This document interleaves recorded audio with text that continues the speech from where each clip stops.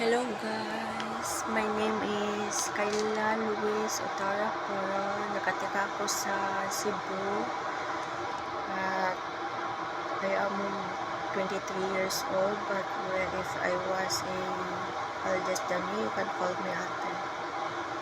Anyway, I was in Manila last June 20 until 24. Nag-uwi kami sa Cebu 24.